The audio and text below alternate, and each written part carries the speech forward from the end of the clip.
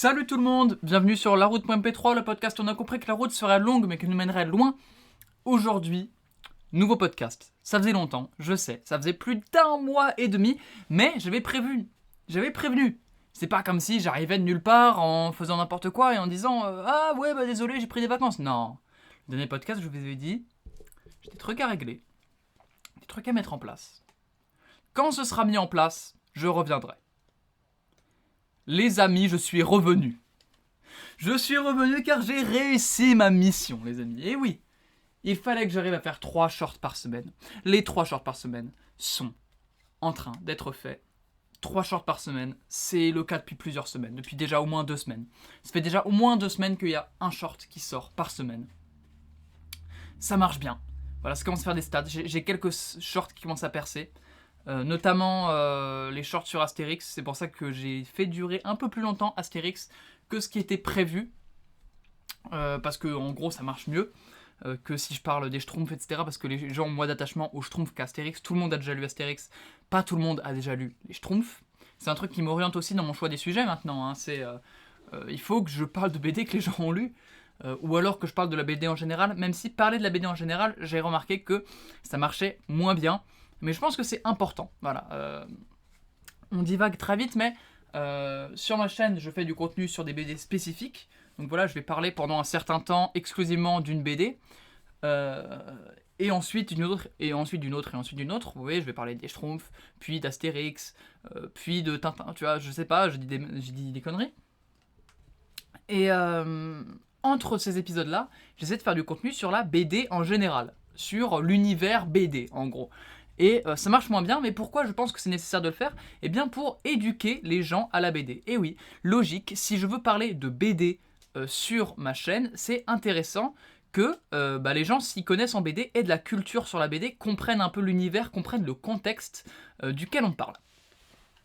Donc voilà, ça c'est ce que j'avais à dire par rapport à mon contenu. Ça marche bien sur YouTube, ça marche bien sur TikTok. Je vais vous sortir les stats TikTok. J'ai commencé à poster sur TikTok. Avant, je disais non, je posterai pas sur TikTok. Je préférerais que d'autres gens le fassent et qu'ils débloquent la monétisation et faire un peu un truc à la LONLV. Ouais, c'est bien. C'est bien quand. Waouh, j'ai ouvert TikTok pour vous regarder les stats. Je suis tombé sur Jean-Fils en train de faire c'est le J, c'est le E, c'est le A. Ça m'a complètement déconcentré. Excusez-moi.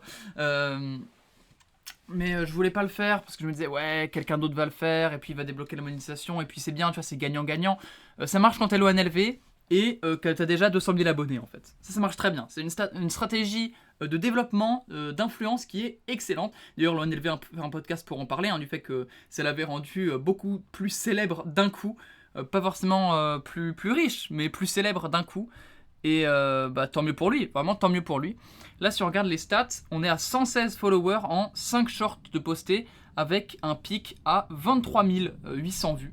Ce qui est vraiment pas mal. TikTok me met bien. On a à peu près les mêmes stats sur YouTube. On a des pics au-dessus des 20 000 vues. Sachant que je me suis inscrit à la SACD, Société des auteurs et compositeurs dramatiques. C'est pas mal. C'est pas mal. Ça va pouvoir me rapporter un petit peu d'argent. Au fur et à mesure, évidemment on va pas devenir millionnaire avec ça, je vous rassure, mais ça va me permettre de payer mes monteurs, ça va me permettre de commencer, même s'ils sont pas encore formés à 100%, même s'ils n'ont pas encore tout, même s'ils sont pas encore des monteurs professionnels, etc. On va être capable maintenant, je pense, de leur donner leur part, parce qu'ils travaillent beaucoup, qui sont performants, qui sont rapides, qui se rendent disponibles, tout ça. Évidemment, ils ont le droit à leur part du gâteau, même s'ils sont pas encore optimales. Et puis même, j'ai tout intérêt à ce qu'ils restent avec moi, vu que c'est moi qui les forme. On est dans un marché capitaliste, tu vois. Si je veux que les gens restent avec moi, il faut que je leur prodigue de la valeur capitaliste.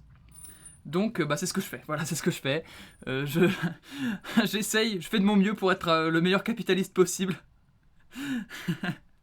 je pense à mon Adelph qui écoute ça et qui s'étouffe. Bref.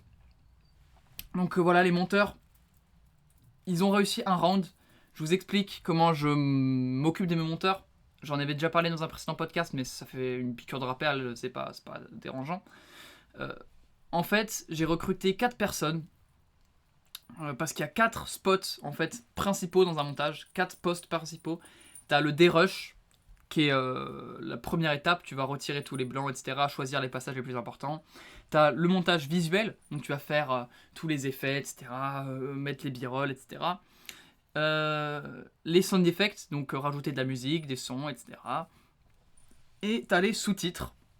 Et ben chaque personne va se voir assigner un poste en fait et ne va faire que ça pour se concentrer exclusivement dessus et pouvoir se concentrer sur une seule tâche, se renseigner sur une seule tâche, n'apprendre que sur une seule tâche et donc être beaucoup plus efficient en fait sur la répartition du temps, parce que si je donnais à une personne toute une vidéo à faire en entier dès le début, déjà ce serait une tâche de travail énorme à faire d'un coup, tu vois, donc c'est beaucoup plus gros à faire, c'est beaucoup plus indigeste.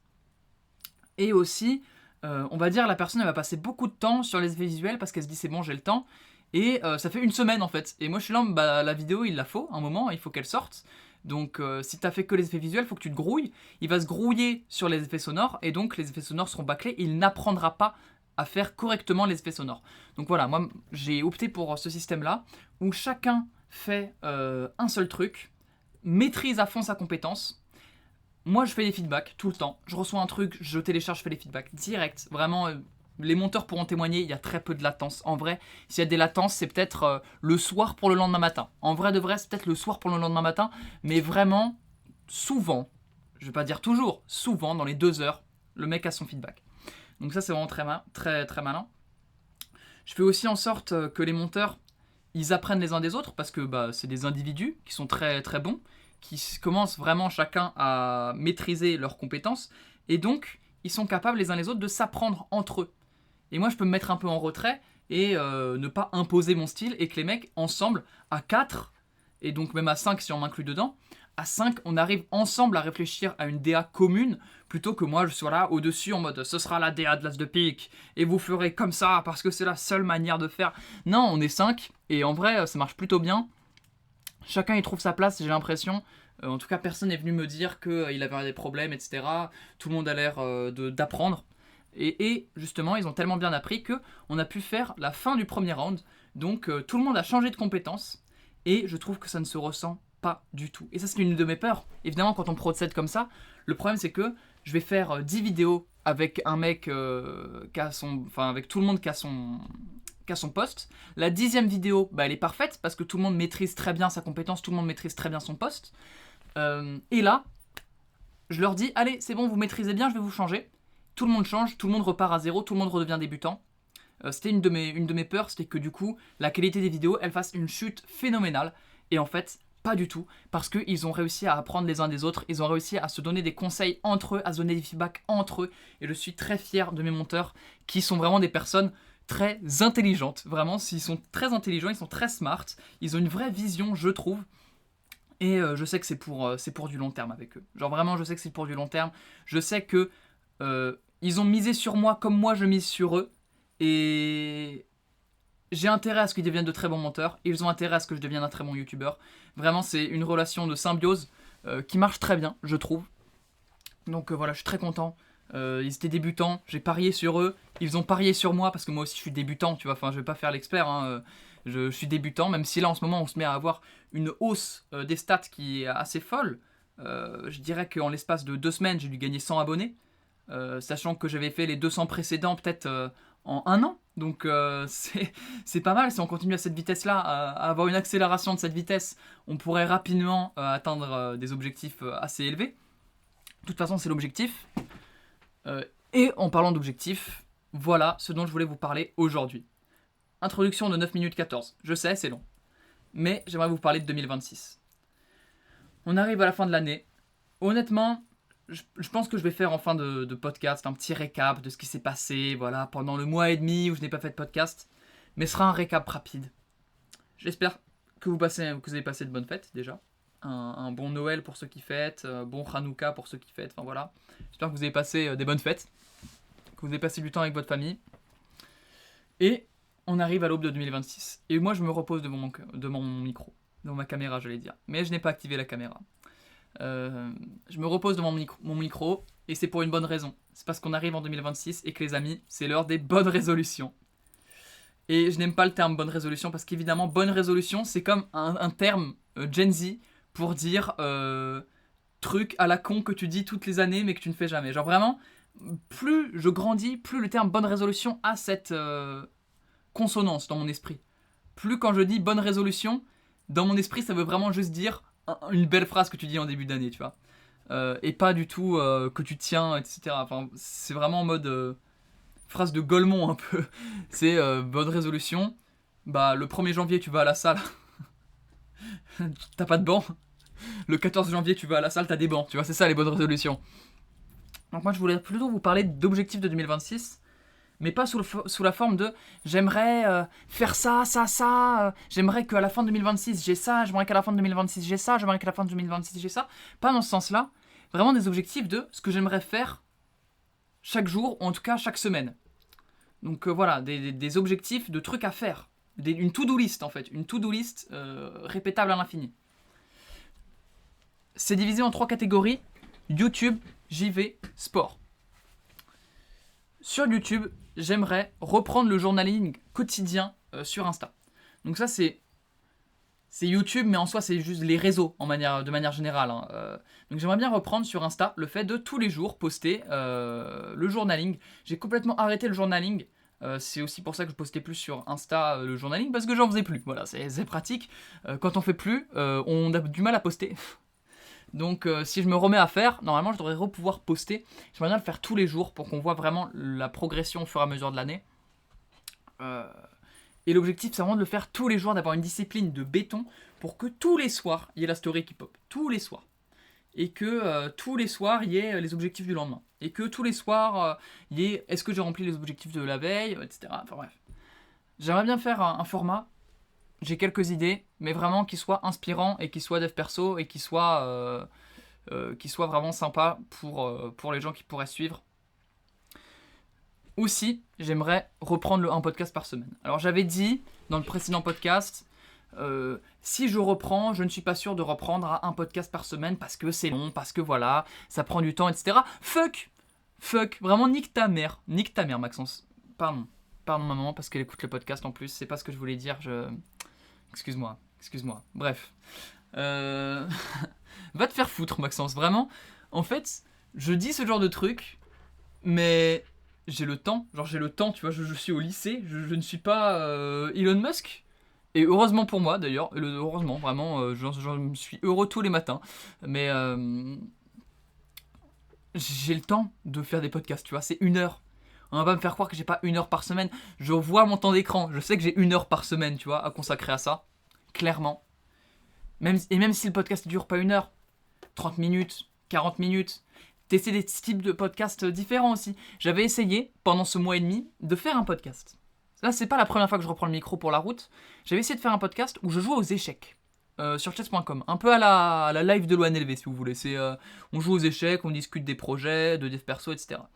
J'ai pas aimé le concept. En fait, au bout de 15 minutes, je me rendais bien compte que il allait me falloir de l'entraînement et que je n'arrivais pas à faire le truc de je joue et en même temps je dis des trucs. Tu vois, être streamer, c'est compliqué. En vrai, je me rends compte que faire du Twitch, c'est compliqué dans la mesure où t'es là, il faut que tu joues, que tu fasses pas n'importe quoi quand tu joues, que t'arrives à être bon. Et qu'en même temps, tu arrives à parler de tes projets, te concentrer, avoir des réflexions intelligentes et poussées, des réflexions où tu vas aller dans la nuance, etc. C'est compliqué, ça demande de l'entraînement, et honnêtement, le premier essai n'était pas concluant, donc je n'ai pas posté. Au bout de 15 minutes, j'ai arrêté le stream, j'ai fait le live du coup. Enfin, c'était pas un live, qu'est-ce que je raconte ? C'était vraiment un enregistrement, j'ai arrêté l'enregistrement, j'ai fait, allez, c'est bon, on va tenter un autre truc. J'avais la flemme, j'ai préféré faire des shorts. Honnêtement, je me suis dit, allez. Là, je peux réessayer de relancer un entraînement, un échauffement, un truc comme ça. Galère. Je vais plutôt écrire un short. Et je pense que c'était une bonne décision. Mais voilà, j'ai envie de tester des types de podcasts différents. J'ai envie de refaire des podcasts avec Lancelot. Beaucoup. Lancelot a reçu des micro-cravates pour Noël. Donc, ce serait vraiment top qu'on puisse aller tourner des podcasts dans la rue, dans la forêt, en marchant, etc. Ce serait vraiment pas mal. C'est un truc qu'on a envie de faire, dont on a déjà discuté, donc c'est un peu en préparation si vous voulez, c'est pas juste des projets comme ça, en tout cas pour les podcasts j'ai envie de faire des trucs différents. J'ai envie que le podcast sorte de ma chambre, sorte de Discord de Discord comme ça, avec ma petite décoration de samouraï que j'ai payé avec des orbs. J'ai dû regarder au moins 15 minutes de pub pour avoir ce petit chapeau sur mon guts, donc j'en suis très fier, sachez-le. Donc voilà, j'aimerais reprendre un podcast par semaine avec des podcasts intéressants, pas forcément très longs. Je pense que si le podcast fait plus de 40 minutes, ce sera bien, tu vois, on fera des trucs comme ça, mais au moins une fois par semaine, et des trucs qui changent, voilà, des formats qui changent, peut-être qu'on mettra la caméra, peut-être qu'on mettra, je sais pas, des jeux, si j'y arrive, peut-être qu'on jouera aux échecs, qu'on fera des trucs comme ça, qu'on sortira dans la nature. Si vous voulez, on appellera ça la route.mp3 saison 2. S'il le faut, nous appellerons ça la route.mp3 saison 2. Parce que ce sera un peu le renouveau de ce format. Parce que j'aime bien. J'aime beaucoup, les amis. J'aime beaucoup la route.mp3. C'est vraiment quelque chose que j'apprécie. C'est-à-dire que j'aime me mettre devant le micro et parler. Et essayer d'inspirer. Et essayer de faire des trucs, d'innover. J'aime beaucoup cette sensation. Là, en ce moment, je me sens très bien. Génial. Aussi, pour la route, donc pas la route.mp3, la route, donc la chaîne sur laquelle vous regardez la route.mp3, il va falloir que je fasse un tri dans la nomenclature parce que ça va pas du tout. Le podcast s'appelle la route.mp3, mais la chaîne s'appelle la route. Et pour la chaîne la route, j'aimerais innover et proposer des vidéos. Pas des podcasts, des vidéos. Donc vidéos montées de 10-15 minutes sur des sujets de dev perso. Dev perso à l'ancienne. Voilà, dev perso à l'ancienne, vraiment vidéo sur des sujets de dev perso. J'avais déjà fait ça il y a longtemps. J'avais arrêté parce que j'étais un peu un branleur, on ne va pas se mentir. Je m'étais dit, faut que je me concentre à fond sur ma chaîne principale, etc. C'est tout ce qui compte. Voilà, faut que je me concentre sur ma chaîne principale. Oui, sauf que tu avais le temps de faire les deux en fait. J'avais vraiment le temps de faire les deux. Et le fait de se dire, je me concentre exclusivement sur un projet pour l'instant parce que voilà, c'est le plus important. C'est celui qu'il faut qu'il réussisse en premier. Pas dans tous les cas, mais dans pas mal de cas, à moins que vraiment tu te mettes 100%, genre 10 heures par jour sur ton projet et que tu fasses rien à côté et que ce soit le seul projet et que vraiment, quand c'est ton seul projet, tu travailles à fond dessus sans arrêt et que tu n'as jamais de moment où tu ne peux rien faire, à ce moment-là, oui, d'accord. Moi, ce n'est pas mon cas. C'est-à-dire que moi, ma chaîne, une fois que j'ai tourné mes 3 podcasts par semaine, moi, mes monteurs, ils peuvent pas aller plus vite que la musique. Ils peuvent pas en monter plus que 3 par semaine. Tu vois, déjà 3 par semaine, ils sont sur les chapeaux de roue. Ils peuvent pas en monter plus. Je pourrais recruter plus. Ça me demanderait de l'effort de gestion en plus. Donc, il arrive un moment où j'ai fini mes tâches pour l'as de pique, tu vois. Et il me reste encore du temps. Et ce temps, est-ce que je vais le passer sur Instagram? Ou est-ce que je vais le passer à faire des vidéos de dev perso sur la route? Et c'est un truc que j'avais pas compris à l'époque et je pensais que pour réussir sur l'as de pique, il faudrait que j'arrête complètement la route ou en tout cas que je le mette sacrément en pause, que je continue que les podcasts.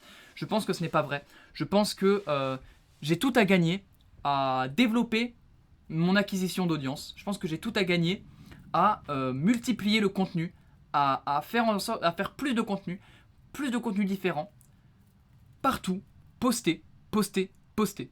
Donc voilà, j'ai envie de faire des vidéos de dev perso à partir de 2026, donc ça va arriver vite.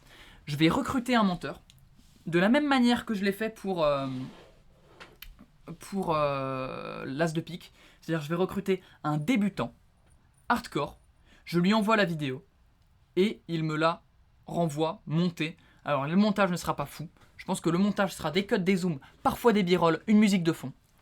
Et sache que, oui, 12, toi 12, qui est mon abonné le plus fidèle sur la route, c'est pas une blague. C'est-à-dire que je le voyais dans les commentaires, je me disais, est-ce que c'est un mec que je connais? Parce qu'il me suit depuis super longtemps sur la route. Et il était intéressé pour faire le montage de l'as de pique. On sait où on appelle. Et malheureusement, il montait que sur CapCut. Donc, je crois que c'était CapCut ou alors c'était un logiciel de montage pas terrible. Et je lui ai dit, écoute, vu qu'on travaille en équipe, c'est pas possible, il faut qu'on ait une uniformisation, pardon. Donc il faut que tu aies Premiere Pro. Il m'a dit je ne peux pas avoir Premiere Pro. Je lui ai dit bah tant pis, on ne pourra pas travailler ensemble. 12, celle-là elle est pour toi. Voilà, sache que si tu es intéressé pour devenir monteur pour la route, que je te forme pareil, de A à Z, le même deal que pour l'as de pique, c'est quand tu veux frérot. Vraiment, ça m'a brisé le cœur de te refuser ce jour-là parce que T'avais l'air super enthousiaste, vraiment ça m'a brisé le cœur. Je serais très heureux qu'on taffe ensemble pour la route, ça me ferait trop plaisir.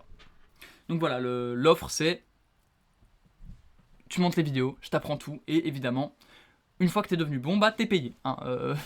On reste toujours avec le même principe, hein, tu n'es jamais pas payé pour toujours. Tu es forcément payé. Après, je dis pas que je peux payer des milliers, mais je peux payer. Donc voilà, je compte poster une vidéo par semaine sur la route, sujet de dev perso. J'ai quelques idées de sujets. Je pense que ce sera pas mal de dev perso à l'ancienne, pas mal de réflexions, d'approfondissement, de trucs que je dis dans les podcasts. Je vais voir, mais je suis certain qu'il y a des trucs à faire, qu'il y a des trucs à dire. Et ça va être sympa. Je pense que ça va être sympa. On va peut-être pouvoir faire du React, du format React à des sujets, mais du coup React monté. Pas comme React Podcast, comme j'avais pu le faire pour la vidéo sur la menace, qui avait plutôt bien marché. Mais la vidéo durait 1 heure.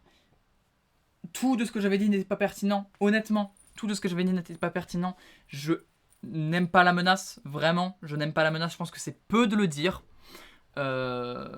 Après, est-ce que tout ce que j'ai dit contre lui était nécessaire ? Est-ce que tout ce que j'ai dit autour de lui était fondé ? Est-ce qu'il en a quelque chose à battre de mon avis, tu vois ? Enfin, vraiment, j'aimerais qu'on monte les vidéos, des réacs, des trucs comme ça, pour garder le meilleur et éviter les vidéos comme la menace qui ont un potentiel de fou, mais qui durent 1 heure, quoi.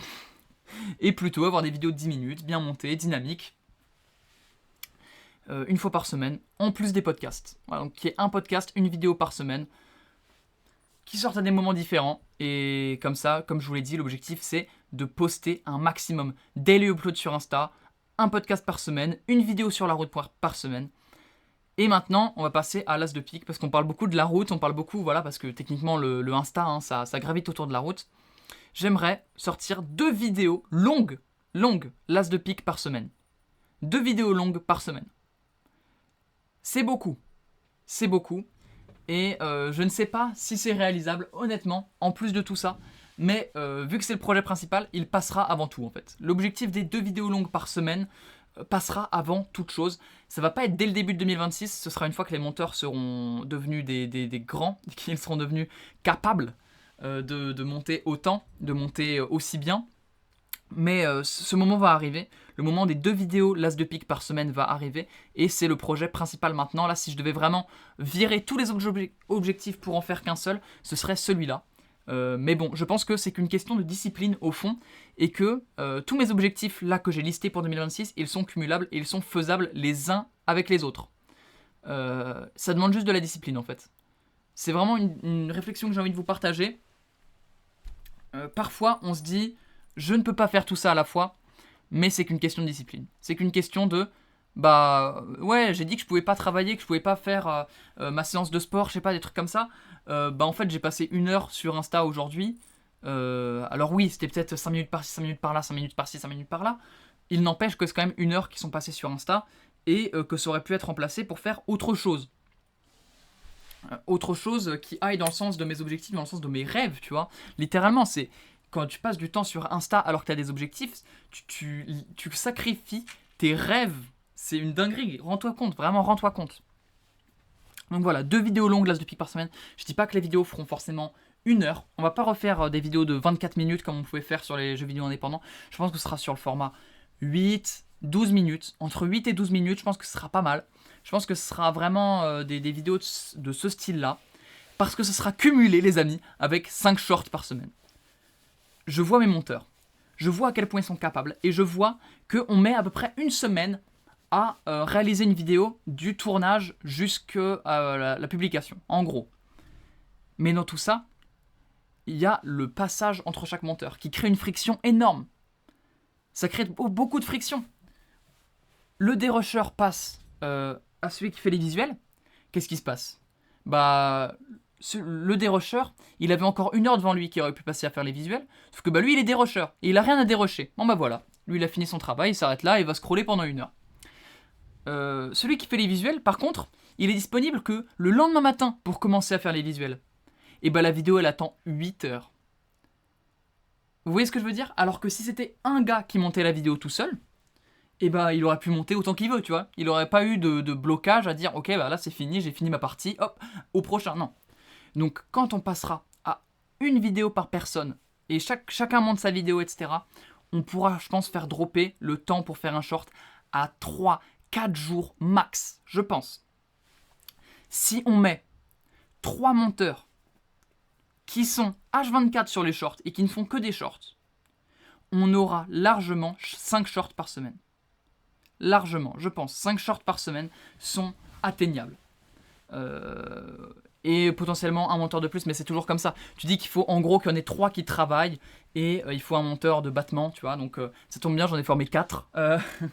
J'en ai formé 4, donc l'objectif c'est que voilà, il y ait de la rotation et que tout le monde ne soit pas obligé de cravacher tout le temps et qu'ils puissent prendre des vacances pour pas qu'ils finissent en burn-out. Parce que le burn-out des monteurs, c'est une réalité. Monteur, ça demande beaucoup de réflexion, beaucoup d'énergie mentale. Donc c'est important que les monteurs ils aient l'occasion de dire non, en fait cette vidéo je la prends pas, quitte à être moins payé, cette vidéo je la prends pas, mais voilà, il faut aussi faire en sorte que les monteurs aient de l'espace et qu'ils puissent prendre du recul sur ce qu'ils font.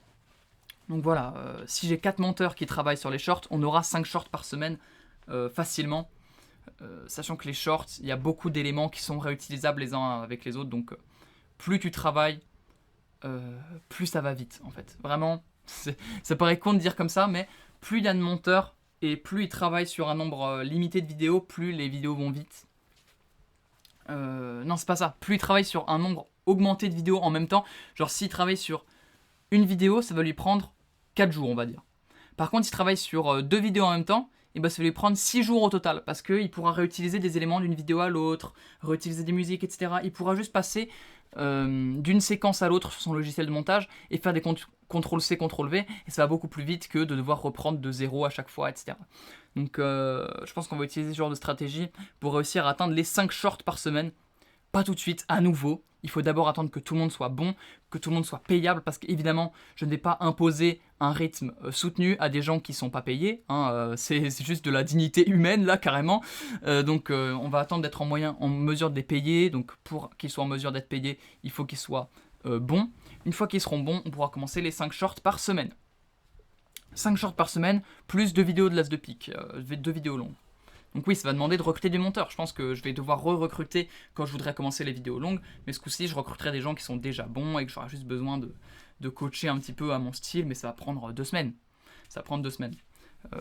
Il me faut aussi un monteur, je pense, pour la route, pour la vidéo. Parce que si je laisse tout seul sur une vidéo, il faut juste qu'il fasse des dérushs, des zooms et 2-3 b-roll, plus mettre une musique de fond.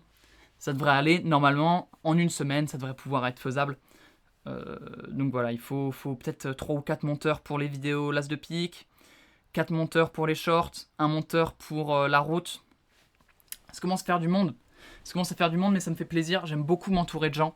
J'aime beaucoup travailler en équipe. C'est vraiment une sensation que j'aime beaucoup. En tout cas, peut-être que c'est juste à cause de mon équipe. Peut-être que c'est juste grâce à mon équipe, qui est une équipe de fous, où les gens sont très très bons, très très très très marrants, où tout le monde s'entend très bien. Enfin, j'ai l'impression en tout cas. Si c'est pas le cas, qu'ils viennent me voir et on pourra toujours trouver une solution, vraiment, on pourra toujours en discuter. Mais j'ai l'impression que tout se passe bien. Je me sens très bien avec mon équipe. J'aime travailler en équipe et j'ai envie de faire ça en fait. Et c'est quelque chose que je sais va étonner mes proches qui écoutent ce podcast. Parce que je sais que mes proches, ils ont tendance à ne pas comprendre que je prenne des monteurs. Ils ont tendance à ne pas le comprendre et à même juger ça beaucoup. Beaucoup.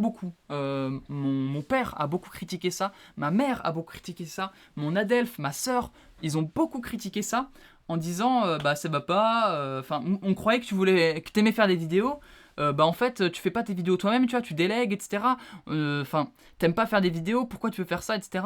Et puis voilà, évidemment les trucs de tu te fais arnaquer, ils s'inquiètent pour moi, c'est gentil, c'est mignon. Je n'ai pas de rancœur, tu vois, évidemment, c'est mignon, ils s'inquiètent pour moi, tant mieux, merci de vous inquiéter pour moi, est-ce qu'il se fait pas arnaquer, est-ce que, ouais, non, c'est bon, je vous rassure, s'il y a bien un exploiteur capitaliste et méchant ici, c'est moi, c'est moi, c'est pas mes monteurs, je vous assure, voilà, mais, donc souvent on me dit, mais, je croyais que tu aimais faire des vidéos, comment ça se trouve que tu te retrouves à déléguer ton montage ? Vous avez mal compris. Ce que j'aime, c'est pas faire des vidéos. Faire des vidéos, c'est qu'une petite partie. J'aime faire des vidéos, c'est vrai. J'aime faire des vidéos. Je nie pas aimer faire des vidéos. J'aime faire des vidéos. Mais ce que j'aime par-dessus tout, c'est être youtubeur. J'aime vraiment l'action de YouTuber. Tu vois, il n'y a pas de verbe pour ça, mais j'aime YouTuber. J'aime gérer des monteurs. J'aime recruter des monteurs. J'aime parler avec des YouTubeurs. J'aime faire des podcasts. Tout ça, c'est un tout. Et il y a un autre projet, tu vois, par exemple, il y a un autre projet dont je vais vous parler après pour YouTube, mais c'est pareil, ça fait partie du fait de YouTuber. Et c'est ça que j'aime. J'aime pas forcément faire des vidéos. Faire des vidéos, j'aime ça.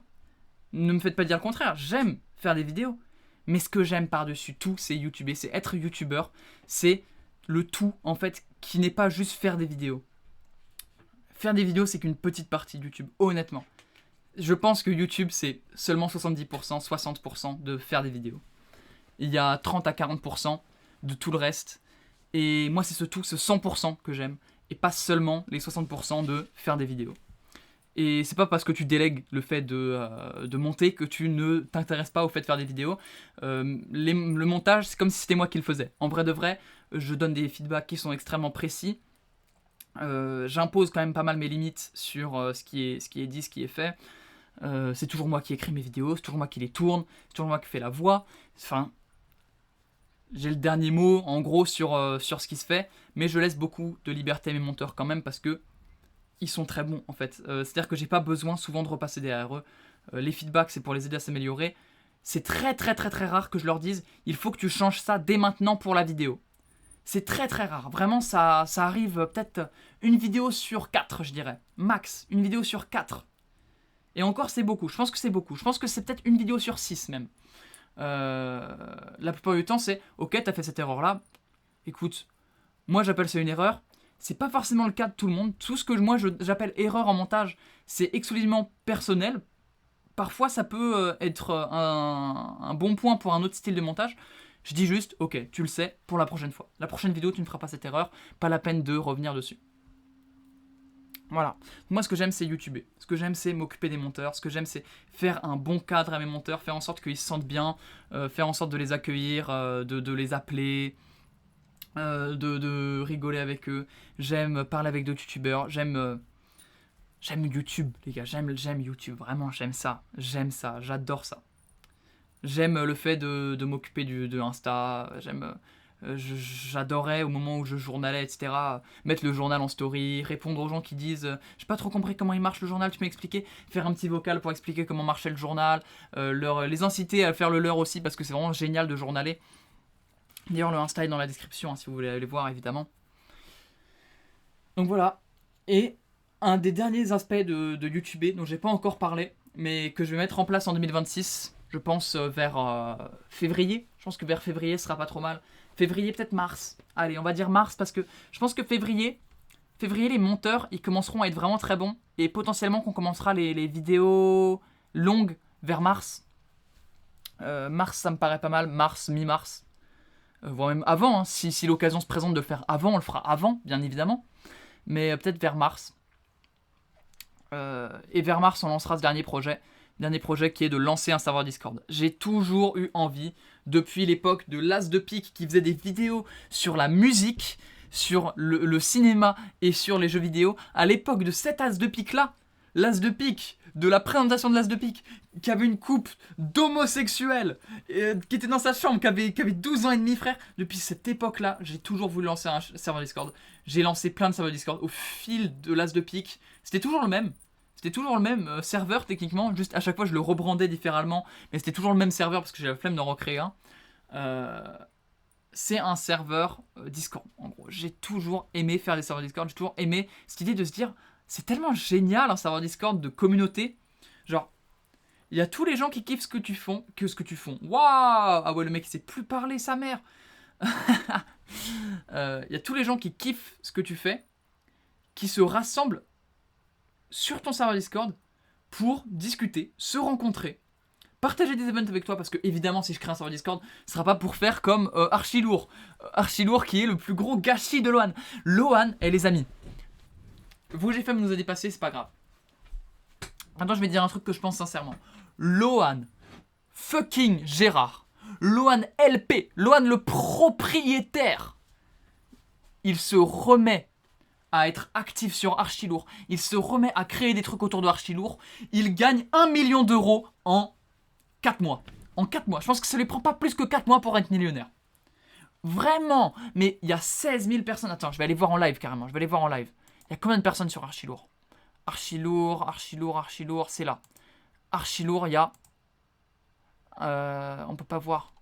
Ah si, on peut voir. Non, on peut pas voir. C'est... Il y a combien? Rechercher des salons, on peut pas voir le nombre de personnes. Mais je sais qu'aux dernières nouvelles, il y en avait genre 16 000. Et c'est certainement beaucoup plus. C'est certainement beaucoup plus. Il reprend ce serveur Discord. Il peut faire tellement d'argent. Parce que lui, c'est ce qui l'intéresse, l'argent, tu vois. Moi, c'est pas forcément ce qui m'intéresse dans un serveur Discord, parce que c'est compliqué à monétiser quand t'es juste youtubeur, tu vois. Lui qui est pas juste youtubeur, mais qui est surtout beaucoup entrepreneur à côté, c'est vrai que ça pourrait l'intéresser. Mais voilà, un serveur Discord, c'est tellement génial. Moi, j'aimerais trop faire des events avec la communauté. Je sais pas, jouer avec la communauté, me lancer sur Twitch un jour, c'est pas dans mes objectifs de 2026, mais peut-être que ça le deviendra, mais me lancer sur Twitch et jouer avec la communauté sur le serveur, faire des Mario Kart, tu vois. Parler, débattre avec les gens de pop culture, parler de BD, les faire participer à des vidéos.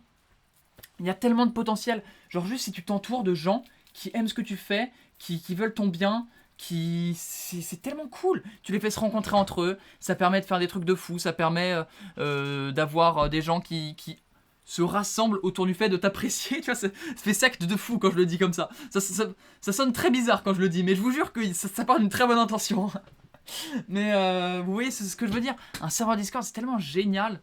Il y a tellement moyen d'en faire un truc. Et puis surtout, si on en fait un mixte un peu de l'as de pique et de la route, donc avec des parties plutôt divertissement, où les gens ils peuvent discuter de pop culture, où ils peuvent jouer ensemble, etc., à des jeux vidéo, mais qu'à côté, on en fait surtout un truc dev perso, où les gens ils peuvent s'accompagner.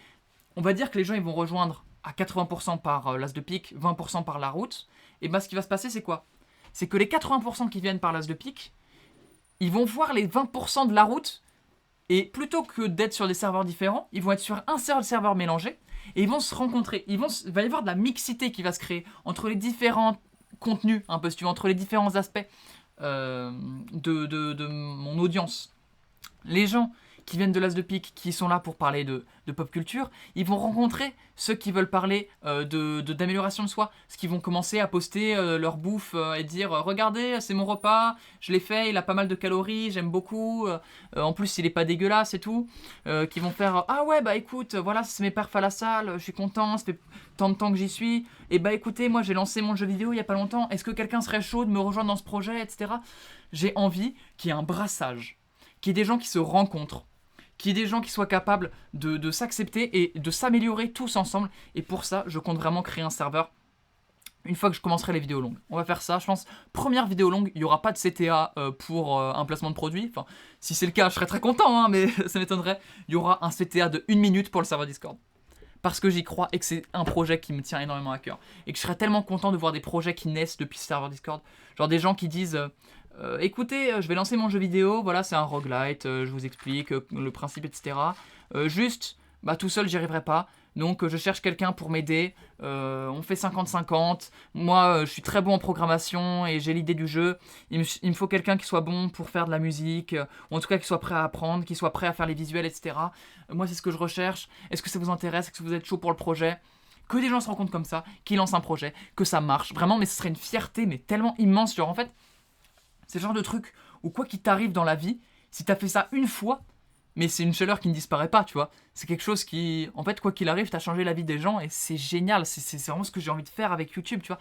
Ça, c'est à nouveau, quand je vous parlais de YouTuber, c'est pas faire des vidéos, ça. Avoir un serveur Discord, s'en occuper, créer des opportunités sur ce serveur Discord, c'est pas faire des vidéos. C'est YouTuber. Et c'est ça que j'aime. J'aime YouTuber. J'aime faire des vidéos, mais j'aime surtout YouTuber. Voilà, donc ça c'est pour mes objectifs YouTube, ils sont clos. Pour récapituler, journaling quotidien sur Insta, un podcast par semaine, une vidéo sur la route par semaine, 2 vidéos sur l'As de Pique par semaine, 5 shorts par semaine, lancer un serveur Discord. Voilà, c'est mes objectifs YouTube. Maintenant, objectif JV, et celui-là il va être compliqué. Celui-là, là vous voyez, il va être beaucoup plus dur, parce que j'ai beaucoup moins de plans clairs en tête pour comment faire ça. YouTube, je sais ce qu'il faut que je fasse. Je sais où il faut que je recrute. Je sais quand il faut que je recrute. Je sais qui il faut que je recrute. Tu vois, je sais comment m'entourer, quand faire les trucs, comment m'organiser dans ma semaine. Là, c'est beaucoup plus flou. Je veux sortir un jeu vidéo. Je veux que en 2026, il y ait un jeu vidéo qui soit sorti. Fin 2026. Fin 2026, décembre 2026, il y a un jeu vidéo qui sort. Je ne sais pas comment je vais faire ça. C'est un projet extrêmement ambitieux, je le sais. Après, quel jeu vidéo ? Si je veux sortir un AAA en un an, c'est vrai que c'est beaucoup plus compliqué que si je veux sortir Flappy Bird. Le projet, j'ai pas envie d'en parler. Je vous laisserai découvrir. Je pense même pas que je le puberai tout de suite sur l'As de pique. Je pense que je laisserai le jeu faire son histoire. Et ensuite, j'en parlerai en mode « Eh oui, c'était mon jeu ». Mais voilà, je compte lancer un jeu vidéo. Et c'est beaucoup plus flou dans ma tête comment faire. Parce que je connais le game design. J'ai beaucoup étudié ça. J'ai regardé des centaines d'heures, je pense, de vidéos dessus. Je l'ai appliqué moi-même. J'ai créé des jeux vidéo déjà. J'en ai fait. Avec des amis, on en a fait. On a imaginé des jeux vidéo. On a codé légèrement. On n'est pas des codeurs professionnels. Justement, c'est un truc qui me fait peur. C'est qu'il va falloir que j'apprenne énormément de code. Mais je pense que c'est faisable. Je pense, vu l'ampleur du projet, qui est ambitieux. Toujours, je suis ambitieux. Qui est un projet qui est ambitieux, mais un projet qui est réalisable. Réalisable, mais il faut s'en donner les moyens. C'est-à-dire que ça, le projet, en gros, juste ce projet-là, sortir un jeu vidéo en un an, avec l'ampleur du projet, c'est, je pense, déjà plus dur que le projet principal de la personne moyenne.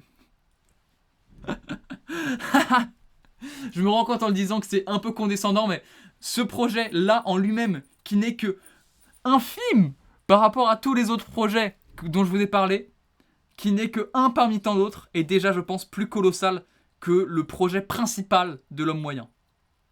Ou enfin de la personne moyenne. Par homme, j'entends homme avec un grand H, bien sûr. Voilà. Sortir un jeu vidéo. Et je ne sais pas comment je vais faire. Mais ça va être fait. Je vous assure que ça va être fait.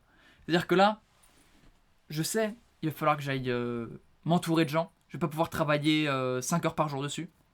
Je vais avoir peut-être 6 heures par semaine à accorder à ça. Si je cumule avec les autres projets, etc.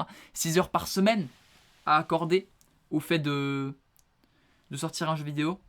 Ça veut dire qu'il va falloir que je m'entoure de gens. Ça veut dire qu'évidemment, hein, quand on s'entoure de gens, on délègue et aussi la prise de décision. Alors moi, je vais sortir un jeu. Je peux pas dire ok, bah écoutez, merci de croire en mon projet, etc., de jeu, etc. Bon, écoutez, moi j'ai d'autres projets, donc vous allez faire exactement ce que je vous dis et fermez vos gueules, tu vois. Ça marche pas comme ça. Ça marche pas comme ça. Ce serait bien, hein, ce serait bien, mais ça marche pas comme ça. Évidemment, si tu veux te détacher d'un projet, il faut être prêt à te détacher des parts. C'est un truc que j'ai appris en regardant une vidéo de Fuse. Fuse, qui est un des youtubeurs que je respecte le plus en matière de YouTube, parce que je trouve que c'est quelqu'un qui YouTube très bien. C'est pas forcément quelqu'un qui fait les meilleures vidéos, mais c'est quelqu'un qui fait le meilleur YouTube. Donc comme je le disais, un serveur Discord, projet à côté de YouTube, etc. C'est vraiment le mec qui YouTube le mieux, je trouve. C'est un des meilleurs youtubeurs en termes de YouTube. Et pas seulement de vidéos du coup, mais aussi de serveur Discord, de brand autour, etc. Bref. Et il disait, j'ai lancé tel business qui est en gros une agence pour youtubeurs. On trouve les sponsors pour les youtubeurs. La deuxième année, je ne travaillais quasiment plus, j'étais juste là pour encaisser l'argent. Moi, ce que je faisais, c'était trouver les youtubeurs en gros. Mais je m'occupais pas du tout de trouver les OP, mettre en relation, négocier les OP. Moi, je trouvais juste les youtubeurs. Et le mec qui lui trouvait les OP, négociait les OP, et se cassait le cul, genre littéralement en 9 to 5 pour ce business, il avait que 17% des parts. Et moi, j'en avais plus de 50, j'en avais 51. Et ben on a échangé. Et maintenant, lui, il en a 51, moi j'en ai 17. Et ben il n'empêche que Fuse, il empoche l'argent tous les ans, tu vois. Tous les mois même. Tous les mois, il touche beaucoup d'argent avec ce business. Moi, évidemment, je prends toujours des exemples d'argent, parce que je vous parle de business. Les jeux vidéo, c'est pas forcément du business. Même si, évidemment, on peut en tirer de l'argent, je vous parle pas seulement de partage d'argent. Quand je vous dis qu'il faut partager et être très généreux sur le partage, quand tu veux te défaire complètement de l'exécution. Même si je compte pas me défaire totalement de l'exécution, je compte quand même programmer, je compte quand même faire des trucs, mais je vais quand même me séparer pas mal de l'exécution si je veux que ce projet soit réalisable. Il va falloir que je délègue l'exécution. et bah si tu veux te déléguer beaucoup de l'exécution, il faut accepter de te mettre beaucoup en retrait aussi de la réflexion. Tu peux pas dire je dis vous faites, tu vois. Moi je déclare vous faites. C'est compliqué. C'est compliqué. C'est faisable quand tu payes les gens. Si c'est sur un deal à base de vous prenez une part des recettes que fait le jeu quand il sort, bah évidemment on va appliquer la stratégie à la Fuse, hein, évidemment, je vais pas prendre 50% des trucs, même si c'est mon idée, même si c'est le jeu que j'ai imaginé, sur lequel je vais faire beaucoup de choses aussi, je fais beaucoup de choses en ce moment, je fais une étape qui est cruciale avant de faire un jeu, c'est de vérifier que le jeu est market fit, c'est-à-dire de se dire est-ce que le jeu va plaire tout simplement, et pour ça, t'as ton idée de jeu de base, ok, t'as écrit, on va dire, moi j'ai écrit peut-être 50 pages sur mon jeu, sur tout ce que je voudrais qu'il soit, etc., que ce soit au niveau de l'histoire, au niveau du gameplay, au niveau des objets, tu vois, toutes les petites idées, c'est rassemblé, et je pense que le doc au total doit faire 50 pages, donc c'est pas énorme non plus. Et ben moi je vais sur Steam, sur Epic Games, sur machin, tous les launchers de jeux, et je vais voir les avis sur les jeux qui ressemblent de près ou de loin à mon jeu. Et je vois quels sont les avis, je vois ce que les gens ils disent, ce qu'ils ont kiffé, ce qu'ils ont pas kiffé, ce qu'ils trouvent bien, ce qu'ils trouvent pas bien. Je note tout ça. Hop, tic, et j'oriente mes 50 pages pour correspondre à ce qui se dit dans les commentaires. C'est long, ça prend beaucoup de temps, ce sera certainement optimisable par IA, je pense. Je ne vais pas le faire pour autant, parce que moi ça m'intéresse pas trop en ce moment. Mais voilà, je fais ce genre de truc pour l'instant. Quand j'aurai vraiment peaufiné totalement le jeu et que je sais exactement vers où on se profile, là je pourrais commencer à aller recruter des gens, mais si je prends 15% de l'argent du jeu, ce sera énorme, je pense. Je pense que je prendrai 15% à la fin. Ça dépend aussi du nombre de personnes duquel je m'entoure, hein. Si je m'entoure d'une seule personne, je prendrai peut-être 30%. Si je m'entoure de 15 personnes, je prendrai moins, tu vois, évidemment, c'est toujours pareil. Il faut t'adapter à chaque situation. Et puis au niveau de la prise de décision, je pense que c'est comme pour mes monteurs, hein. Mes monteurs, je les cadre, je leur dis ouais ça vraiment j'aime pas du tout, il faut changer. La plupart du temps je leur fais écoute j'aime pas trop, mais c'est ta vision, tu vois, donc trace, c'est pas grave.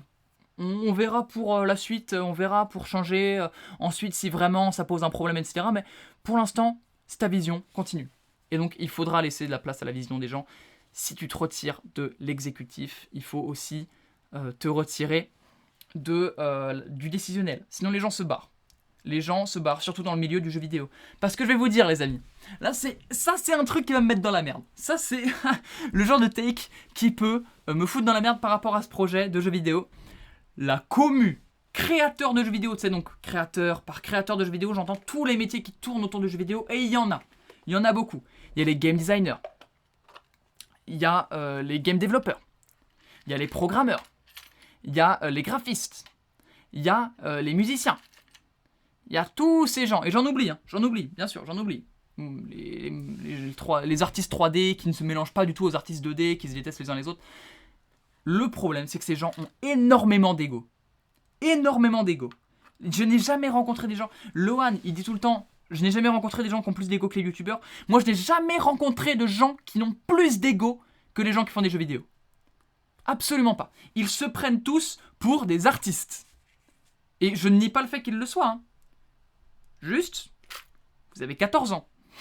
Vous avez 14 ans, vous êtes certainement des artistes en devenir. Vous n'êtes pas Toby Fox. Je ne suis pas Toby Fox. Vous n'êtes pas Toby Fox. Nous ne sommes pas Toby Fox.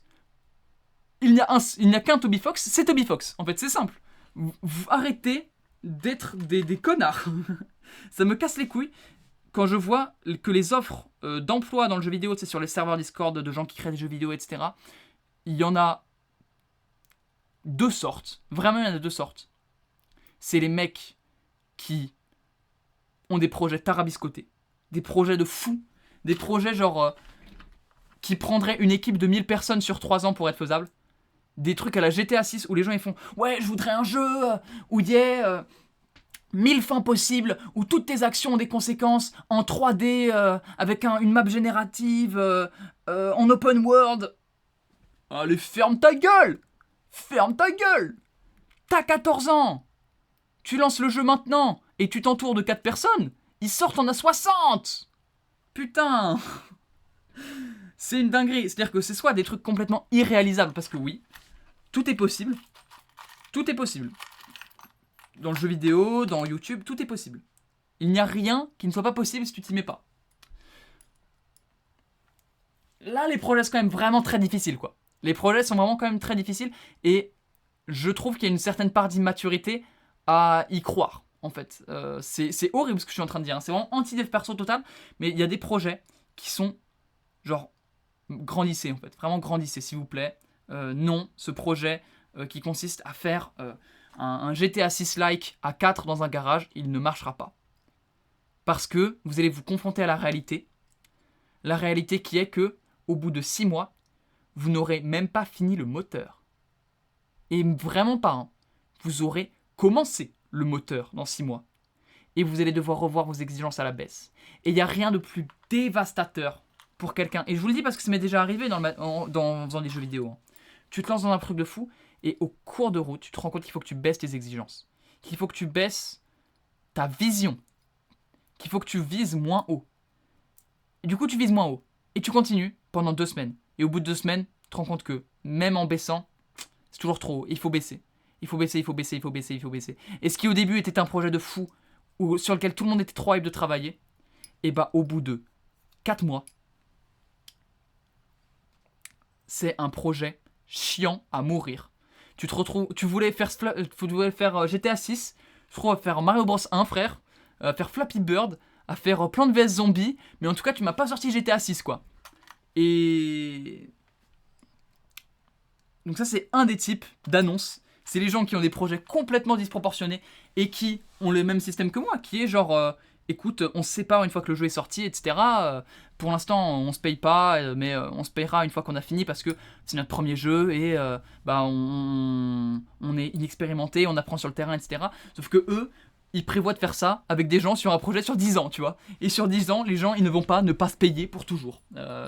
Et si ton objectif, c'est de ne pas payer les gens pour qu'une fois qu'ils se barrent, tu en prennes d'autres que tu ne payes pas, tu es une mauvaise personne. Vraiment, tu es une mauvaise personne, frère.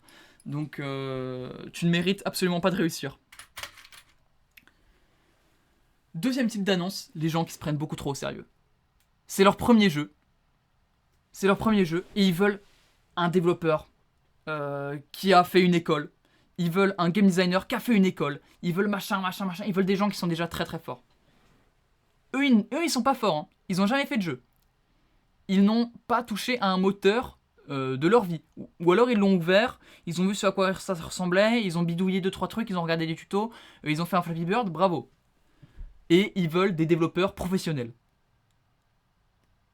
Et ils sont pas prêts à les payer. Ils disent tu te payeras à la fin. Mais vu que tu es développeur professionnel, normalement, vu qu'on prend que des pros, et bah à la fin, on aura tous bien travaillé, donc le jeu sera bien et il se vendra bien. Oui, vu que c'est des développeurs pros. Ils ont fait des écoles, pas des facs, des écoles. Ils ont des prêts étudiants à rembourser. Ils n'ont pas que ça à foutre. Et ces deux catégories-là, que ce soit les gens qui se prennent beaucoup au sérieux, ou bien les gens qui ont des projets complètement disproportionnés, ces gens-là ont énormément d'ego. Énormément. Mais même les gens qui travaillent, en fait. Même les développeurs qui, eux, n'ont pas créé le jeu, qui n'ont pas inventé le jeu, tu vois, mais qui juste ont écrit le code, même ces gens-là ont de l'ego. Même ces gens-là, ils te disent j'ai travaillé sur tel jeu et tout, le jeu t'en as jamais entendu parler ni d'avant ni dev, il a fait 1000 ventes, et ils sont là en mode le jeu sur lequel j'ai travaillé, il a fait 1000 ventes, etc. Tu te rends pas compte, je suis une star, tu vois, je suis un artiste. Je nie pas le fait que t'aies une vision d'artiste. Ton jeu a fait 1000 ventes.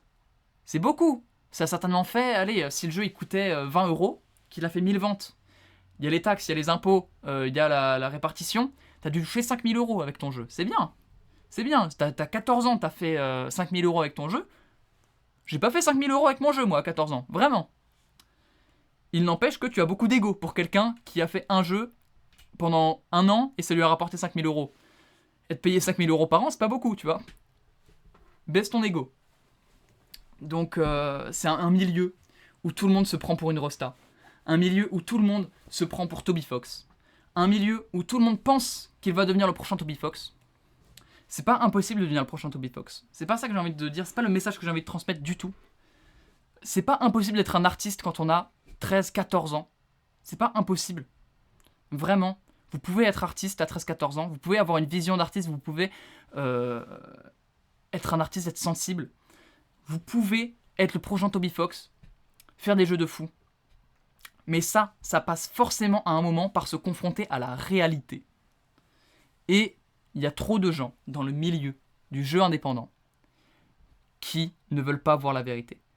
Et qui se mettent des œillères et se disent non mais tranquille, je sais même pas ce qu'ils se disent en fait. Je sais même pas ce qu'ils se disent pour se dire d'ici 2 ans j'aurai sorti GTA 6, tu vois. Je ne sais pas ce qui peut se passer dans leur tête pour se dire ce genre de truc. Parce que c'est pas vrai. Et c'est triste, mais c'est pas vrai. Donc voilà, ça c'est le projet sortir un jeu vidéo. Il va falloir recruter des gens.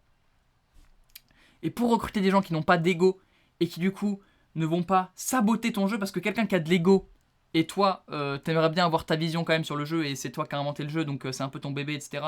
Et le mec qui est développeur, donc qui est juste programmeur, il commence à te donner des conseils sur les graphismes, etc. C'est important de ne pas avoir d'ego et d'écouter son conseil. Tu n'as pas d'ego. Le mec qui, c'est pas son domaine, il donne un conseil, bah tu l'écoutes quand même. Parce que son conseil, il peut être intéressant. Donc tu l'écoutes. Ok, ouais, tu trouves... Le problème, c'est quand c'est répété, que quand c'est dans une volonté de contrôler le jeu, en fait. S'il veut contrôler le jeu, eh ben, qu'il aille créer son jeu. Tu te mets en retrait, tu acceptes que les gens aient leur vision. C'est un équilibre à trouver. Tu acceptes que les gens aient leur vision. Par contre, tu ne laisses pas les gens faire de ton jeu leur jeu. C'est votre jeu, à vous tous. C'est pas le jeu de random développeur qui a décidé que le jeu serait comme ça et pas autrement. C'est un projet commun à toute l'équipe, parce que vous êtes une équipe, que vous bossez ensemble, c'est un projet commun, mais ça ne peut pas être le projet de machin bidule qui a juste développé ce truc-là, alors que tout le monde lui avait dit non, c'est une mauvaise idée, on n'a pas trop envie de mettre ça dans le jeu, mais qu'il a développé quand même et qui ne veut pas l'enlever. C'est le genre de truc qui arrive quand vous embauchez des développeurs qui ont trop d'ego et qui pensent être des rostas et qui pensent être des génies du jeu vidéo et qui pensent être capables d'être à la fois bons en musique, en graphisme, en développement, en game design, qui pensent être capables d'être bons aussi à la pub, qui pensent être capables d'être bons partout. On ne peut pas être bon partout en jeu vidéo. Le jeu vidéo c'est tellement large que c'est pas possible d'être le meilleur partout, à moins d'être Toby Fox. C'est ça que j'entends par vouloir être le prochain Toby Fox, c'est être bon partout. Toby Fox, il a été bon partout pour Undertale. Il a tout fait quasiment, hein, quasiment. Il a pas fait tous les graphismes tout seul, mais il a fait beaucoup des graphismes tout seul. Il a fait la musique tout seul, il a fait le développement tout seul, il a fait l'histoire tout seul, il a fait la promo tout seul. Voilà, c'est ça que j'entends par être un Toby Fox. Tout le monde dans le milieu du jeu vidéo pense être Toby Fox, pense être capable d'assumer tout seul un jeu vidéo. Ce n'est pas possible. Ce n'est pas possible. Et quand les gens s'entourent, ils veulent tous être des petits chefs. Même si ce n'est pas eux qui ont eu l'idée du jeu, tu peux être à la limite le chef de projet, dire ok, moi mon rôle c'est de coordonner le truc parce que j'ai eu l'idée du jeu, j'ai la vision vraiment de ce que c'est censé être, etc. Tu peux avoir ce rôle. Quelqu'un peut avoir ce rôle, tu peux travailler pour quelqu'un qui a ce rôle. Ça devient vraiment chiant quand des gens veulent saboter le truc et veulent tout d'un coup que le projet soit le leur. Et ça arrive plus souvent qu'on ne croit. Peut-être que là, les gens ils vont se dire mais ça fait 10 minutes il parle de ça, il en fait des caisses. Ça m'est arrivé sur au moins 5 projets. Je pense. J'ai dû lancer peut-être 6-7 projets de jeux vidéo. Il y en a 5 qui ne sont jamais venus à bout, qui ne sont jamais venus au terme, parce que quelqu'un qui n'avait pas eu l'idée du jeu, qui était une pièce rapportée en mode un développeur dont on avait besoin pour faire le jeu, etc. On a dit ouais, je connais un développeur vite fait, on l'amène, etc. dans le projet. On lui dit évidemment, tu as le droit de proposer des trucs, tu as le droit de donner des idées. Maintenant, si demain, tu commences à faire des features qu'on n'a rien demandé, tu commences à refuser des idées parce que tu dis « Non, bah de toute façon, si vous voulez le faire, et ben moi, je le code pas, vous le codez vous-même, tu vois, des trucs comme ça. » Et ben en fait, tu te retrouves à être bloqué, à avoir une situation qui avance pas, à devoir abandonner le jeu. Et donc peut-être que vous vous dites que j'abuse complètement. Peut-être que vous allez dire que je dis des trucs qui n'ont pas de sens, que je me contredis beaucoup. C'est peut-être le cas. J'ai essayé de pas me contredire, mais l'idée c'est, si j'essayais de sum up un peu. Je vais essayer de sum up. Je vais poser un petit peu l'enregistrement pour reprendre après. Ce qui est important, ce qui est important, c'est de recruter des gens qui sont débutants, qui ont conscience, comme vous, de ne pas pouvoir être partout, qui acceptent de ne pas avoir le dernier mot sur tout, comme vous, tu acceptes, toi, de ne pas avoir le dernier mot sur tout, tu acceptes que c'est la majorité qui devra le remporter dans l'équipe. Mais c'est important de ne pas avoir de gens qui ont de l'ego, parce qu'une personne qui a de l'ego dans l'équipe, on va dire que tu as une équipe de 5, il y en a 3 qui sont pour ajouter une feature, il y en a 2 qui sont contre. Quand les 2 qui sont contre, ils ont de l'ego, les 2 vont bloquer le truc. Les 2 vont faire non, on n'incorporera pas cette feature, et on va dire que les 2 c'est des développeurs. Les 2 développeurs vont dire non, on ne fera pas cette feature. Toi, tu t'occupes du fait d'avoir l'idée du jeu, de coordonner le truc, tu t'occupes de faire en sorte que tout le monde arrive à bien s'entendre, etc. Donc tu es le coordinateur. T'es le chef de projet, t'es aussi celui qui gère la promo du truc, t'es celui qui gère un peu tout ça, qui fait en sorte que le jeu il se passe bien, qu'il n'y ait pas de flottement. C'est un métier à part entière, ça, tu vois. C'est le métier que je compte occuper dans mon jeu. Les 2 autres personnes qui sont avec toi dans l'idée d'incorporer la feature, c'est un graphiste, un musicien. Vous êtes à 3 contre 2. Et ben il n'empêche que c'est les 2 qui l'emportent parce qu'ils ont de l'ego et qui disent non, nous on est contre cette feature, donc on ne l'implémentera pas parce qu'on a le pouvoir de faire en sorte qu'elle ne s'implémente pas. Et ben ça vous nique votre jeu. Vraiment, ça vous nique votre jeu. Parce que vous allez dire ok, on vire les 2 développeurs. Bah déjà, vous les virez. Ils peuvent totalement ne pas vous rendre de projet et vous dire démerdez-vous, vous devez tout recommencer du début. S'ils vous rendent le projet, et c'est déjà pas souvent, hein, c'est rare, ça m'est pas arrivé moi personnellement, hein, les gens ne te rendent pas de projet. Ils disent recommence du début si t'es pas content. Ils te rendent le projet, tu vas devoir aller voir un nouveau développeur, 2 nouveaux développeurs, et leur dire ok, bah maintenant vous allez comprendre le script. Vous allez me relire le script, le comprendre du début. Et si le mec n'a pas annoté son script, il n'y comprendra rien. Et ce sera le même scénario, il faudra qu'il reprenne du début. C'est en ça que je vous dis, le marché du jeu vidéo, de la création de jeux vidéo, le marché du travail du jeu vidéo est gangréné par les gens qui pensent être Toby Fox, qui pensent être bons partout, qui pensent qu'en étant développeurs, ils ont des compétences pour parler de comment on va faire les graphismes, etc. Non. Moi, je suis le coordinateur. Si le mec, il annote mal son script, ou que je trouve en tout cas qu'il annote mal son script, que son script, il est difficilement compréhensible, mais je suis juste le coordinateur, je suis juste le chef de projet. Le mec, il comprend, il développe. De quel droit moi, je vais venir lui dire écoute, moi, je suis pas d'accord avec la manière dont tu annotes ton script, donc je vais te retirer du projet, je vais bloquer le projet, etc., tant que tu n'auras pas annoté ton script différemment. Ça ne marche pas comme ça. Ça ne marche pas comme ça. Quand tu as une idée, en tant que chef de projet, tu la soumets à ton équipe. Souvent, tu es pour l'idée, donc tu soumets l'idée, ton équipe se concerte, dit ouais, moi je suis d'accord, moi je m'en fous, moi je suis pas d'accord. Et s'il y a une majorité de pour qui l'emporte, mais qu'il y avait aussi du contre, si tu as bien fait ton taf de recrutement, normalement les gens devraient le faire quand même. Si les gens ne le font pas, c'est que tu as mal fait ton taf de recrutement, que tu as recruté les 99% de gens dans ce marché qui ont trop d'ego et pensent être plus bons que tout le monde. Et toi-même, en tant que directeur, en tant que chef de projet, c'est très important que tu n'aies pas d'ego. Et que tu sois capable de comprendre quand ton équipe te dit on n'est pas pour cette feature, on n'est pas pour cette mécanique, on n'est pas pour cette histoire, on n'est pas pour ce truc-là. On n'en a pas envie, c'est pas ce qu'on voulait faire. C'est aussi important que tu n'aies pas d'ego pour pas leur dire si vous le faites, si. Si c'est non, frère. C'est comme ça. Tant que tu les payes pas, tant que t'es pas directeur d'un studio où tu les payes, si les gens ils veulent pas faire un truc, ils le font pas. Si ton équipe ne veut pas faire un truc, attention, si une personne ne veut pas le faire alors que toute l'équipe est pour, là ça pose un problème. Si ton équipe ne veut pas faire un truc, c'est que la majorité dit non, on n'a pas envie de le faire, tu acceptes. Tu veux qu'ils le fassent quand même, dans ce cas-là tu les payes. Tu leur dis ok, bah juste sur ce truc-là, je vous paye. Et vous le faites. Je vous garantis pas que ça marche, mais ça peut le faire. Donc ça, c'est pour le jeu vidéo. C'est des conseils de jeux vidéo. Je me suis mis à donner des conseils de création de jeux vidéo en plein milieu de ma to-do list, justement parce que je disais comment je vais faire moi pour créer un jeu vidéo ? Comment je vais faire ?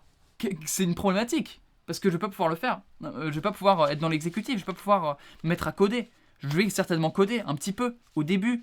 Certainement pour apprendre aux gens qui vont coder pour moi à coder, parce que je vais prendre des gens qui savent légèrement coder mais qui ne sont pas des experts. va falloir que je les apprenne, va falloir que je les forme, va falloir que je leur apprenne. En tout cas, les amis, fin 2026, il y a un jeu vidéo qui sort. Ma parole. Si ça ne sort pas, il y aura des excuses publiques. Vraiment, il y aura des excuses publiques. Il y aura une vidéo de moi publique sur la route qui sera, écoutez les amis, je vais dire que je le ferai, je l'ai pas fait, excusez-moi. Vraiment, si c'est pas le cas, mais rappelez-le moi parce que rappelez-le moi. Je me rappellerai pas forcément que j'ai dit ma parole d'homme, tout ça, mais rappelez-le moi et je le ferai. Mais ça n'arrivera pas parce que ce sera fait, parce que je vais sortir un jeu vidéo. On rentre dans les objectifs sport. Après toutes ces bonnes paroles, ces 15 minutes passées à cracher sur les développeurs et les graphistes de jeux vidéo qui se prennent pour des Toby Fox et qui pensent être les meilleurs du monde en game design. Et en fait, qui se prennent pour les meilleurs du monde en développement quand ils sont développeurs, c'est pas grave parce qu'ils sont développeurs. À la limite, qu'ils se pensent plus forts qu'ils le sont, qu'ils se surcodent, c'est pas grave. S'ils pensent être le meilleur des graphistes alors qu'ils sont graphistes, c'est pas grave. Par contre, s'ils pensent être le meilleur des graphistes alors qu'il est développeur, ça pose un problème. Et suis-toi, en tant que chef de projet, tu penses être le meilleur des graphistes alors que t'es chef de projet, c'est un problème aussi. Ton graphiste est graphiste. Laisse-le être graphiste. Laisse-le exprimer son émotion. Laisse-le exprimer sa patte. Tu pourras le restreindre à fond quand tu le paieras. Pour l'instant, tu le paies pas. Laisse-le se faire kiffer. Laisse-le être un artiste. Fin de la parenthèse, définitivement. Objectif de sport.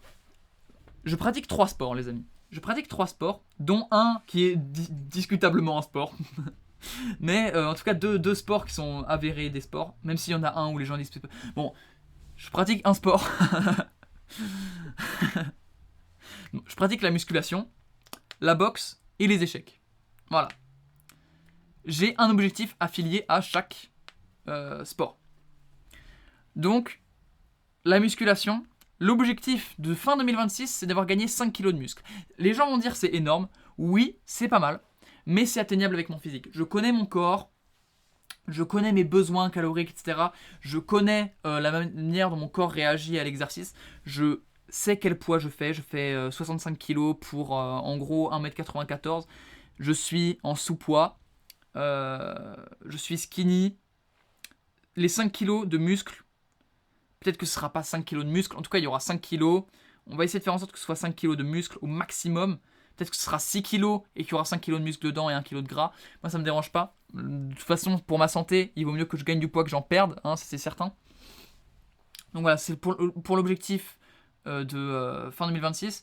Maintenant, l'objectif semaine par semaine, c'est en gros un PPL, donc push-pull-leg, et qui est en gros ce setup-là, qui soit push, donc pousser, pull, donc tirer, leg, jambe, rest, donc repos, upper, donc haut du corps, lower, donc jambes,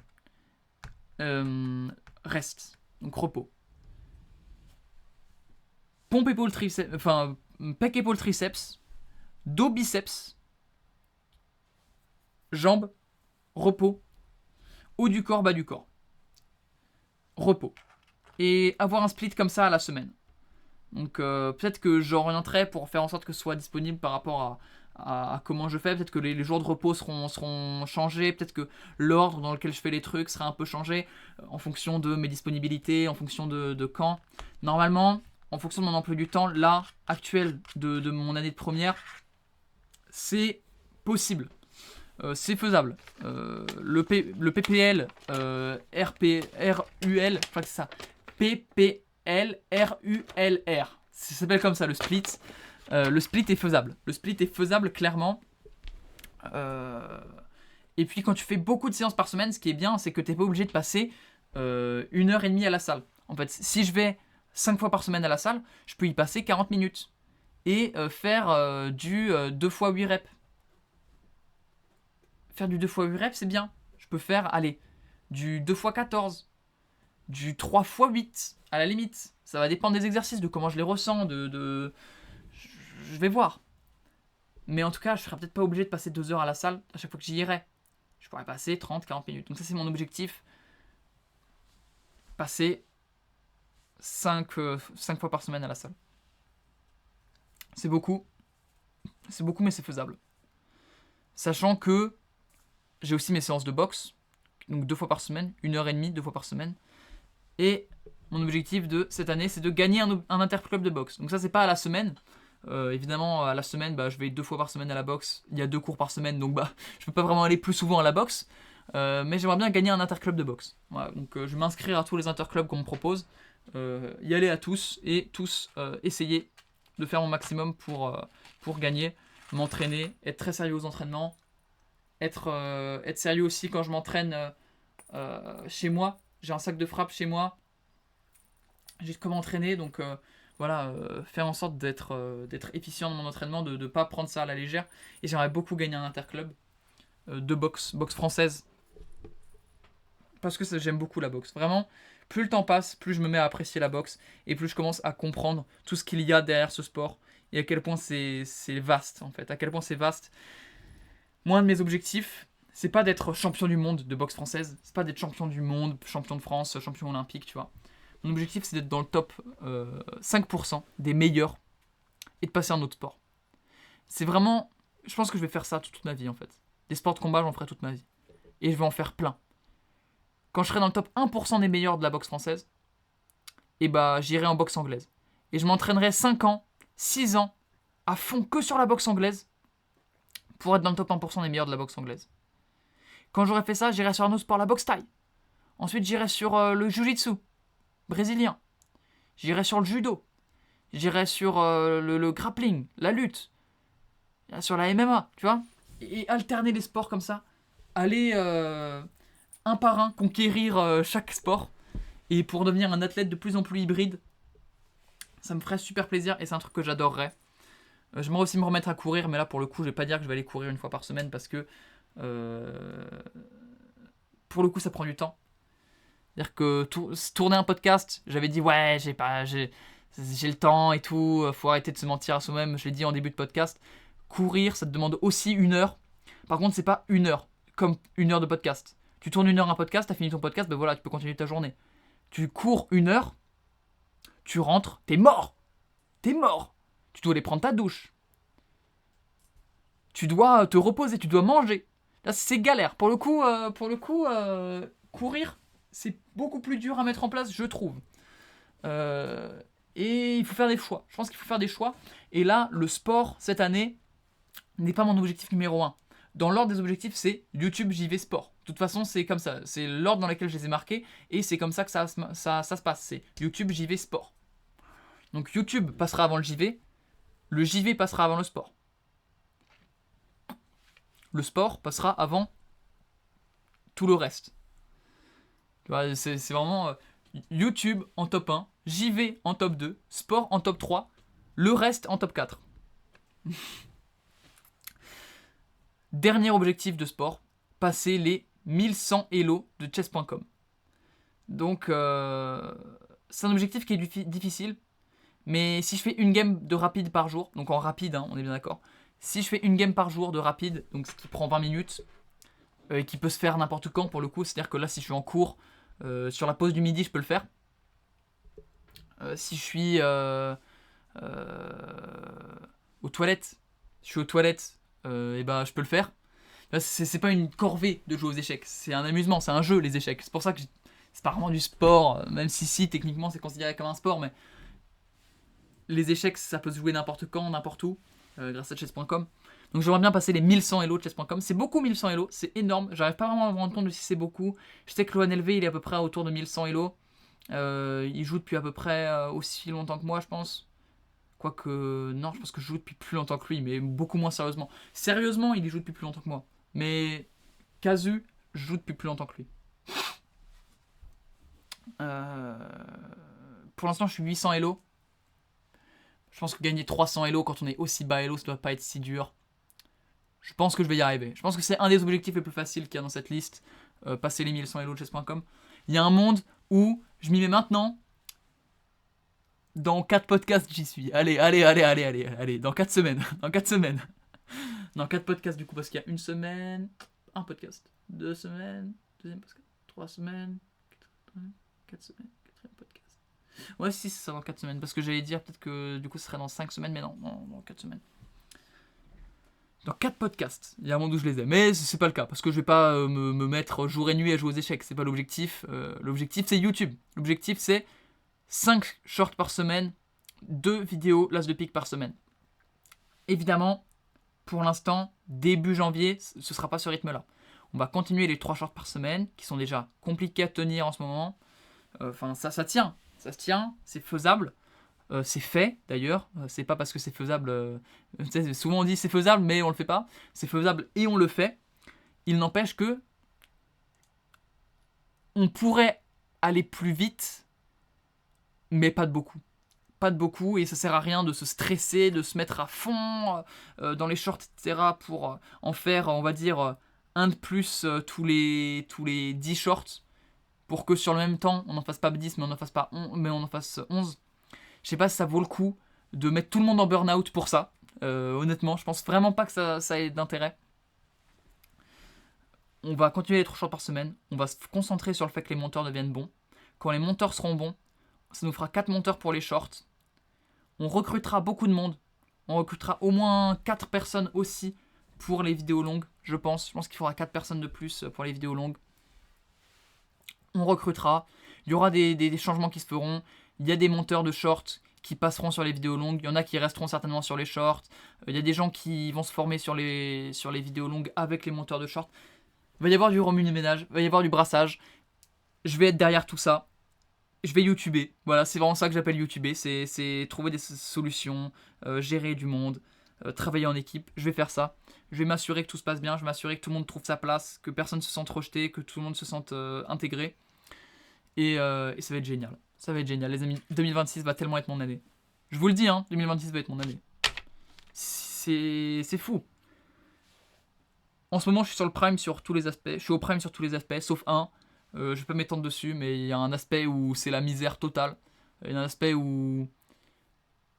Vous voyez, quand je vous parlais, dans un précédent podcast, de la base de bonheur, et bah, ça n'a jamais été aussi vrai qu'aujourd'hui. Je vous disais, si vous travaillez sur vos objectifs, que vous méditez, que vous prenez des douches froides, que vous journalez, que vous faites du sport, que vous mangez bien, tu vois, que vous avez toutes les habitudes à la con de cette personne qu'on vous répète depuis le début de la chaîne. Je pense que je ressors le premier podcast, ces habitudes, je vous en parle. Vous voyez, des habitudes à la con, que juste vous différez votre gratification, que vous différez votre gratification et que vous avez des projets, vous aurez une base de bonheur en tous les cas, tu vois. Vous aurez toujours un truc auquel vous raccrochez quand c'est la merde autour de vous. Quand vous connaissez un deuil, quand vous connaissez une rupture, vous voyez, quand vous avez genre des merdes qui vous tombent sur la gueule, vous aurez ce capital, en gros, de tout va bien parce qu'il y a quand même ça à côté. Parce que ta santé mentale, en fait, elle se porte bien. Et quand t'as une merde qui t'arrive sur le coin de la gueule, mais que t'as une bonne santé mentale, et bah la merde, elle apparaît comme 10 fois moins forte, tu vois. Et c'est vraiment le cas en ce moment. En ce moment, il y a beaucoup de merde. Il y a une merde, en vrai de vrai. Il y a des problèmes. Problèmes qui arrivent, mais